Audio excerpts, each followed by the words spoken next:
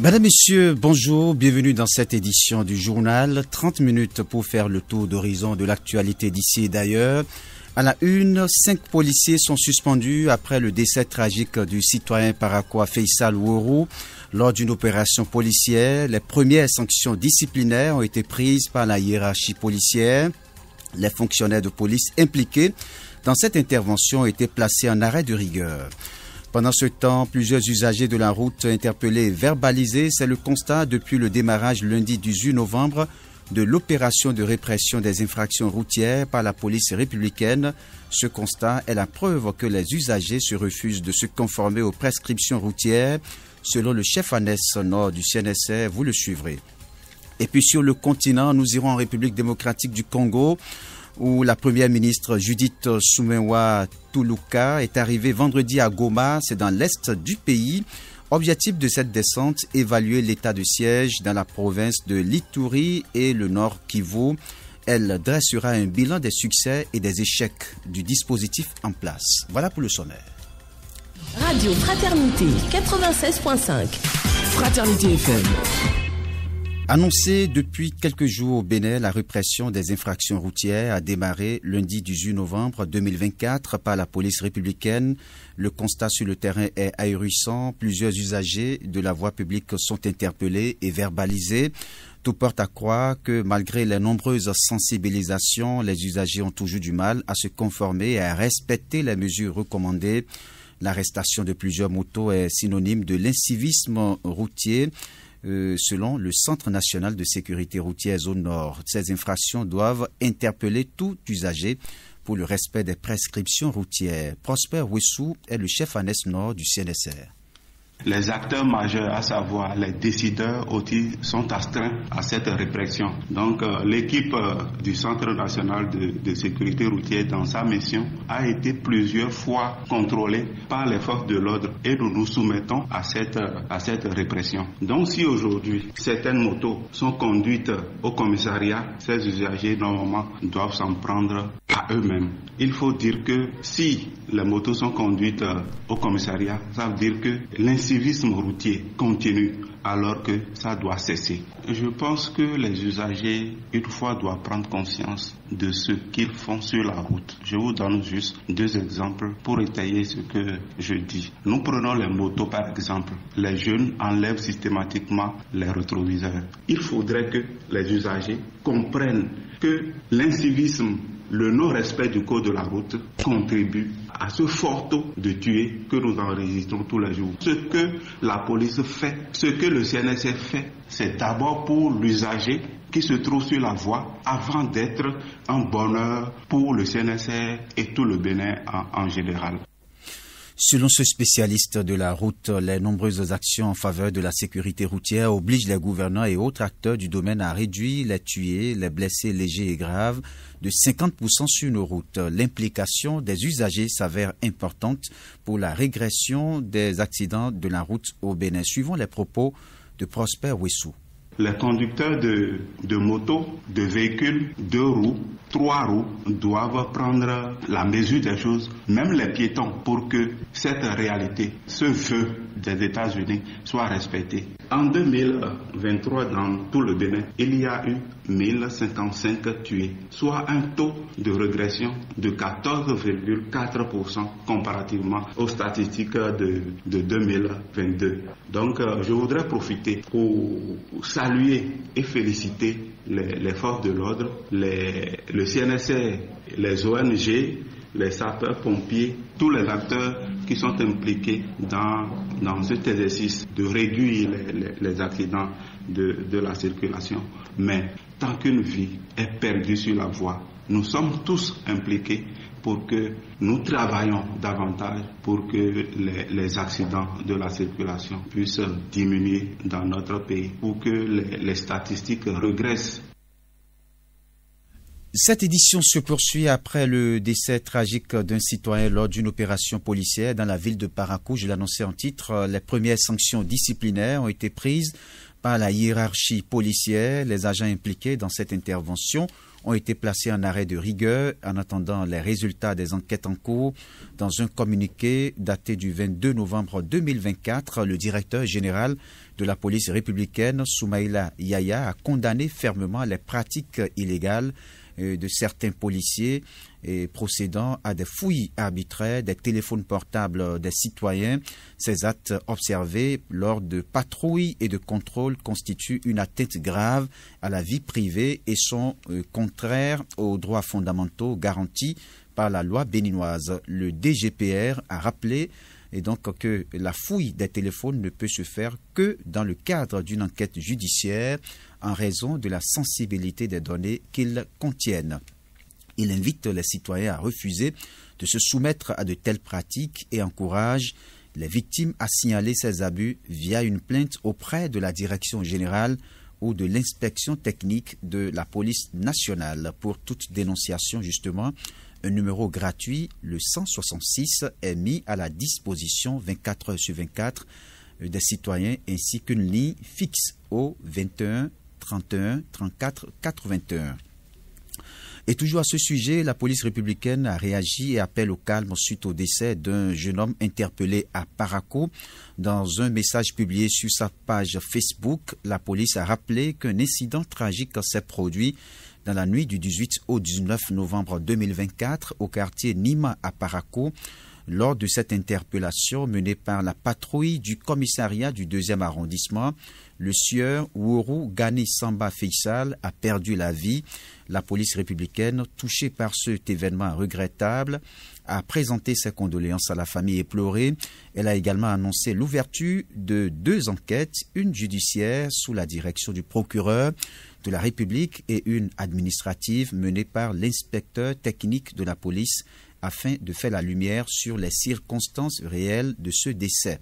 En attendant les conclusions, la police appelle les populations au calme et à la patience tout en réaffirmant son engagement envers la protection des citoyens et le respect des droits humains. Dans un autre registre, les conflits agro-pastoraux se sont intensifiés dans plusieurs zones rurales du Bénin malgré les efforts engagés par le gouvernement. Des morts, des cases brûlées, des bétails tués ou encore des vivres emportés. C'est ce triste bilan que présentent les affrontements entre éleveurs et agriculteurs. Pour limiter justement les dégâts liés à ces situations déplorables, le gouvernement béninois s'est doté d'un code pour réguler les activités pastorales.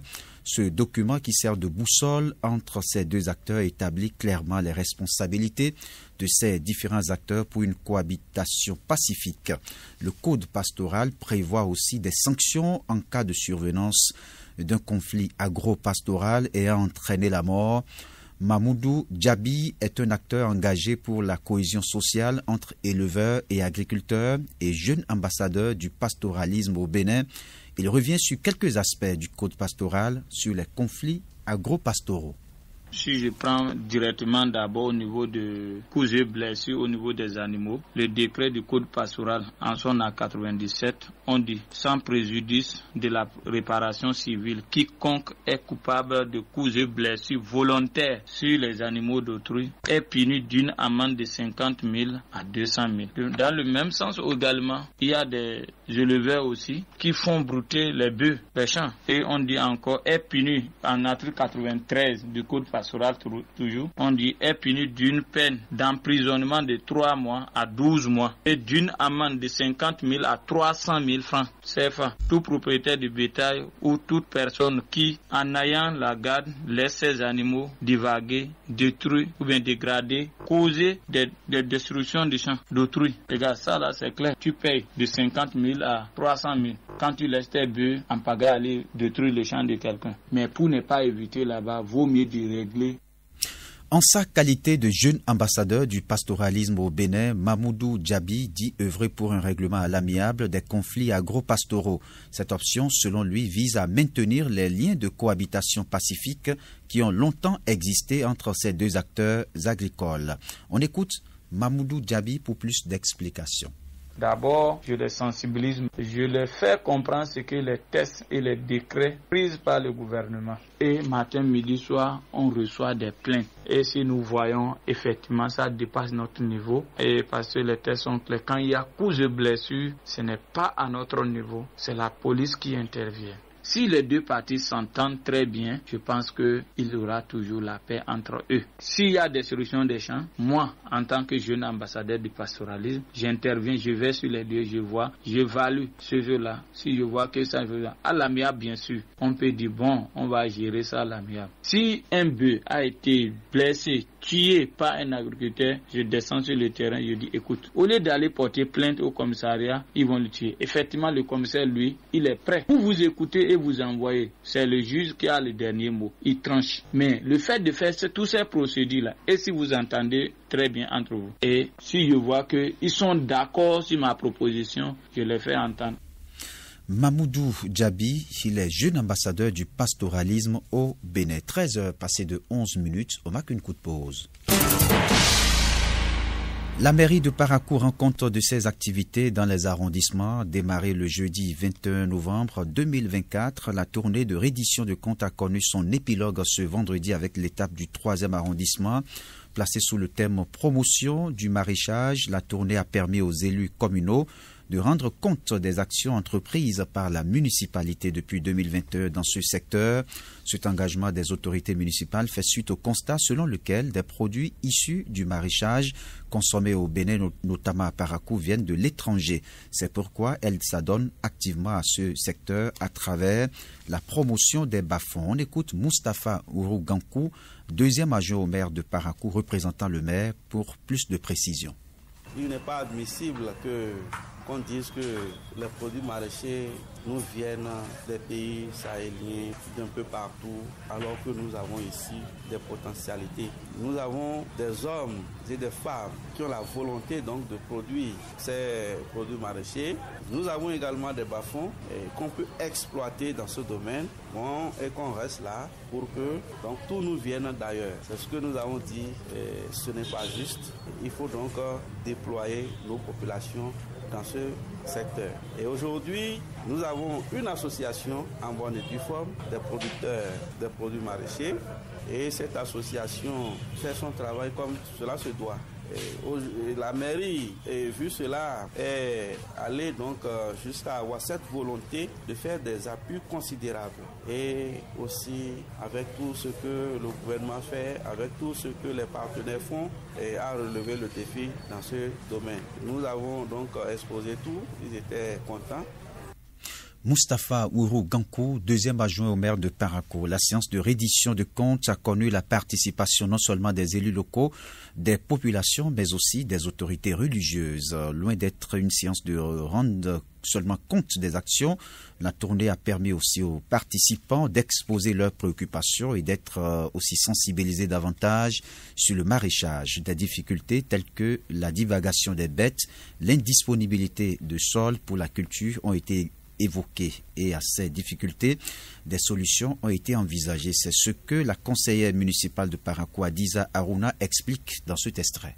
C'est l'occasion aussi pour dire que c'est un domaine vraiment porteur et que les jeunes, les femmes qui aujourd'hui se plaignent de manque d'emploi, c'est un domaine dans lequel on peut aller et donc qui est vraiment porteur et qui va davantage motiver la mairie à s'investir et à mettre davantage des bas-fonds en valeur. Les gens ont également abordé la question comme quoi il y a des zones où les gens ont envie de faire le maraîchage, mais il faut aussi se rendre à l'évidence de ce que les terres manquent. Nous sommes quand même dans une zone, c'est vraiment une ville quoi. C'est pas si aisé que ça de retrouver de l'espace. Donc c'est aussi une grosse problématique sur laquelle nous devons vraiment réfléchir et voir qu'est-ce qu'il faut faire. Et je pense que ça va amener à des réflexions telles que faire, je crois, il y a la technique hors sol, c'est des perspectives qu'il faut vraiment envisager. Et donc ça va être certainement des moments de réflexion sur la question.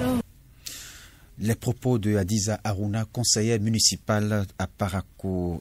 Parlons encore reddition de comptes, mais cette fois-ci avec la Chambre nationale d'agriculture du Bénin. Elle sera bientôt en tournée de reddition de comptes. L'annonce a été faite à la faveur d'une conférence de presse organisée ce vendredi 22 novembre au siège de l'Agence territoriale de développement agricole Pôle 4 à Parakou. Il s'agit d'une tournée de reddition de comptes qui vise à faire le point des actions de la Chambre au profit des agriculteurs du Bénin.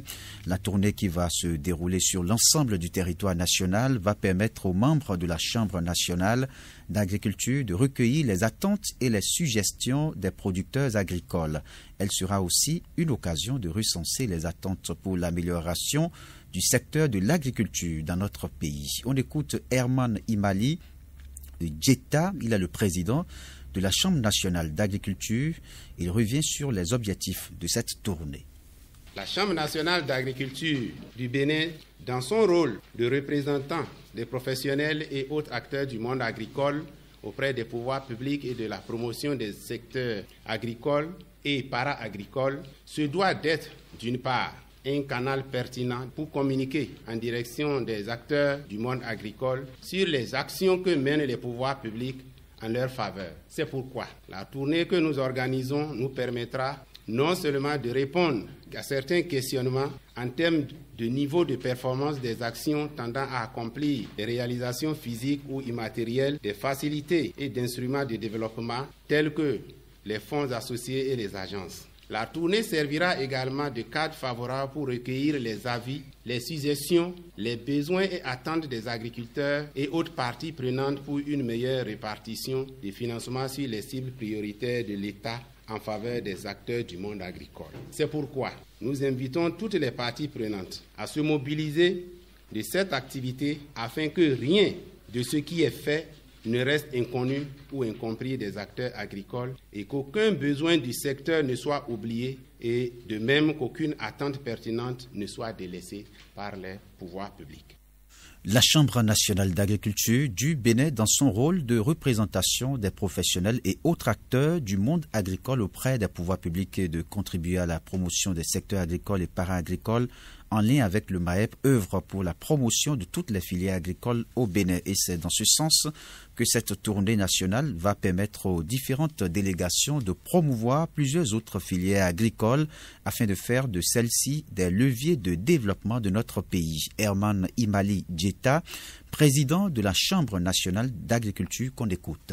Cela nous permettra, à travers cette tournée, de faire le point commune par commune, département par département, depuis l'avènement du gouvernement du président Patrice Talon, de savoir, comme je l'ai dit, par commune, ce qui a pu être fait pour le monde agricole. Cela nous permettra de savoir également, d'avoir également les attentes de ce monde agricole du gouvernement pour le reste de son mandat.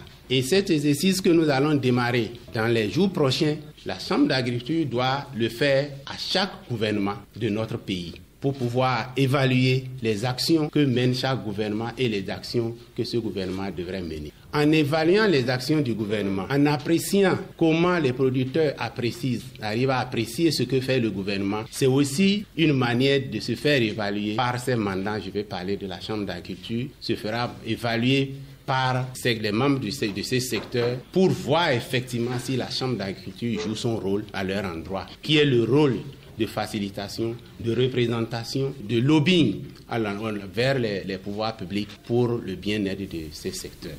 Les préoccupations et suggestions des agriculteurs qui seront recueillies au cours de cette tournée de reddition et qui feront l'objet d'une analyse minutieuse des différentes délégations. Ensuite, un rapport sera établi et soumis au chef de l'État. Ces suggestions seront ensuite étudiées et leur mise en application permettra de réformer le secteur agricole dans notre pays, selon Herman Imali Djeta, président de la Chambre nationale d'agriculture. À la fin de cette tournée, un rapport sera transmis au président de la République pour lui dire voilà ce que le secteur agricole pense de votre gouvernement, de votre gestion en ce qui concerne le secteur agricole depuis les 8 années que vous avez eu à gérer notre pays. Nous supplions à tous ces acteurs de se concentrer et d'assister à cette tournée, de participer pour qu'ensemble nous puissions évaluer le gouvernement du président Patrice Talon depuis 8 ans qui gère notre pays. Cela permettra également à ce gouvernement de savoir comment nous apprécions les actions qu'il mène. Qu'est-ce qu'il a pu faire? Où est-ce que nous avons été contents? Où est-ce que nous ne l'avons pas? Et qu'est-ce que nous attendons d'eux? Mesdames, Messieurs, nous allons poursuivre avec un autre registre. Une équipe de l'unité régionale du projet de cohésion sociale COSO a effectué une tournée ce jeudi dans les arrondissements concernés par le projet dans la Donga. L'objectif de cette initiative est de sensibiliser les membres des bureaux des associations de développement villageois ADV ou des associations de développement de quartier ADQ de Djougou sur l'importance du respect des procédures liées aux dépenses. Dans l'arrondissement de Djougou 3, les échanges ont eu lieu dans la salle de réunion du bureau d'arrondissement qui a accueilli les participants pour cette rencontre. Edith Sarret de Radio Solidarité FM Djougou revient sur les détails de cette activité. Les échanges ont porté sur le chemin à emprunter par les communautés bénéficiaires du projet COSO dans les dépenses des subventions communautaires mises à leur disposition. Marie Bokini, formatrice senior en gestion à la base de l'unité régionale Atakura Donga. L'objectif, c'est d'appuyer techniquement la communauté à connaître, à comprendre et à respecter les procédures de décaissement des subventions que le projet COSO leur a accordé à travers les fonds FADEC. Il est attendu des participants l'application des notions reçues au cours de la séance sur le terrain pour un meilleur suivi des travaux des sous-projets. Ce que nous attendons des participants, c'est qu'ils soient aguerris pour qu'au moment opportun, au cours de leur paiement, ils respectent les procédures que l'État a fixées pour décaisser et payer, pour que les dépenses soient éligibles, pour qu'il n'y ait pas de difficultés à se justifier à chaque fois. Les pièces, les démarches à suivre, les procédures à mener pour pouvoir décaisser l'argent qui est dans leur compte en vue de payer ou bien de rembourser les dépenses. Il y a les frais de fonctionnement de l'ADV. Elle demande l'autorisation de décaisser à la mairie pour pouvoir rembourser les dépenses effectuées pour le fonctionnement de l'ADV, telles que les cartables, les chemises dossiers, les encrets, les cachets, les cahiers, bics, les frais de déplacement, etc. Il faut comme pièce les factures normalisées des achats de ces outils de fonctionnement et les états de paiement. Déjà, les participants se sont imprégnés des notions de gestion et savent leur rôle en tant que membres des bureaux ADV ou ADQ. Comment contrôler les entrepreneurs, comment acheter les choses pour ne pas mal utiliser l'argent. Donc c'est pour cela qu'on est venu ici. On veut le développement de notre village. On va provoquer une réunion. Et les sages, comment on est venu suivre la formation ici. C'est en forgeant qu'on devient forgeron. Donc on est en train d'essayer. Inch'Allah, on va faire un bon travail. Parce qu'on a choisi de prendre notre destin en main. Qu'on va travailler pour notre quartier, notre village. Tous les documents, tous les paiements, tout le travail doit être signé dans les papiers et regroupés. Ils nous ont parlé de comment on va gérer notre argent dont le projet a envoyé, comment le décaisser, comment le gérer avec le bureau CTMO. On va le faire avec le virage. Donc si on a besoin de décaisser une somme, on va informer le virage. Si le virage est d'accord, donc on va le décaisser. Après cette séance à Djougou, la délégation de l'unité régionale s'est rendue dans l'arrondissement de Patagor pour le même exercice.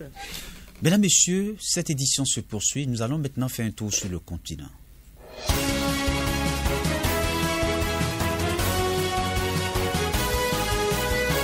Et c'est avec Mansouratou Adeni Djibril. Bonjour. Bonjour Raoul Steve Gounouko. En République démocratique du Congo, la première ministre a fait une descente à Goma. Objectif, évaluer l'efficacité de l'état de siège. Elle a atterri ce vendredi à l'aéroport international de Goma, accompagnée d'une forte délégation venue de Kinshasa. Durant cette mission d'itinérance importante, dont le but est d'évaluer l'état de siège instauré par le président Félix Tshisekedi il y a 3 ans, elle a reçu tour à tour les députés provinciaux, chefs coutumiers, société civile et la chef de MONUSCO. Et selon la primature, à l'issue de ces échanges, la première ministre et sa délégation dresseront un bilan des succès et des échecs du dispositif en place en identifiant les défis sécuritaires prioritaires. Direction le Cameroun où le sous-préfet d'Ida Bato dans le sud-ouest a été enlevé début octobre. Le réseau des défenseurs des droits humains en Afrique centrale informe du kidnapping et de la torture de Roland Ewan, sous-préfet dans la région du sud-ouest. L'enlèvement date de début octobre, mais récemment, des vidéos ont circulé sur les réseaux sociaux montrant notamment le sous-préfet ligoté victime de sévices.